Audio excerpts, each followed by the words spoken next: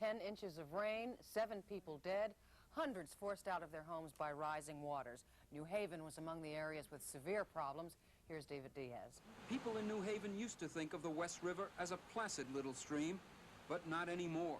Not after they saw it turn into a raging rapids that crumpled asphalt and concrete as if they were cardboard, ripped through bridges, and hurled objects as big as a van, hundreds of feet, as if they were mere stones. The sudden surge of the waters brought many surprises, among them this, a roof which does not belong to any of the buildings in this backyard. In fact, it's estimated that this roof comes from a garage approximately a quarter of a mile upstream. What stunned people here the most was how suddenly the water rose on them. George CROCCO, along with some of his 40 employees at the Standard Tool and Die, tried to contend with the rising tide. The water rose 5 feet in 15 minutes. Unbelievable. I just don't know how it happened. CROCCO estimates the damage to his operation at $50,000, not counting production time that will be lost. But further downstream, it was lives that were almost lost. John Hart recalls what it was like trying to get his parents out of their home. Water just kept on pouring right through and started taking the porch apart, foundation apart, and people were trying to get back and forth the street, you know, getting to the houses over here, and we're helping the people across the street and stuff. Some people were floating down and stuff, and People floating down? yeah, you know, losing the balance, and the water was so great, just pushing some of the people down here. While some residents were calling on the city to get help pumping basements and getting power restored, the Hart family and others were finding that money to finance reconstruction is much harder to come by. It would be literally impossible, legally impossible for us to assist a family of that kind. The state or the federal government or both would have to assist them. And of course, I'm hoping against hope, I'm hoping desperately that the president will do something for them. David Diaz, News 4, New Haven, Connecticut. Governor O'Neill has declared a state of emergency and is asking the state be declared a federal disaster area. Now, that would release federal funds to help businesses recoup. Still ahead tonight, new information into the killings of those 3 CBS employees on a Manhattan pier.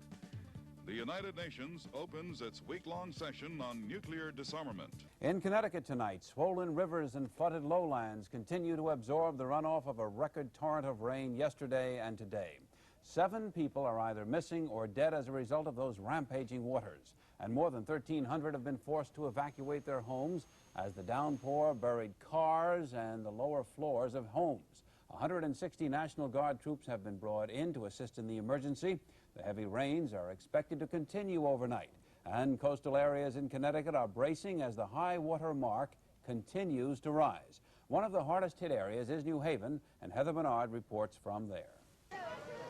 City officials said their near-record rainfall of 7 to 8 inches within a 24-hour period caused the most severe water damage New Haven's seen in half a century. Water surging over the banks of the West River ran 4 to 5 feet deep through the streets of the Westville area, ripping up pavement, undermining sidewalks, overturning automobiles, even carrying them away. There was a van about 12 feet tall and about 40 feet long, swept out of this, parked right in front of that door, right there, swept down into the river. Peter and Rhonda Pepe say they moved their furniture to the 2nd floor, then the 3rd, as the water rose around them. It looked like we were on an island. It's by ourselves, you know. Rhonda and her daughter finally jumped into a passing Coast Guard boat. In the street, he pulled right up to the porch.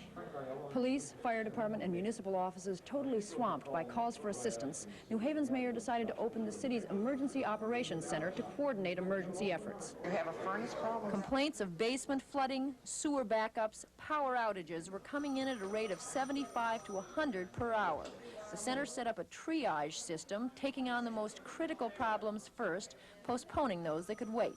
But we were told help for even a fairly critical problem didn't always come quickly.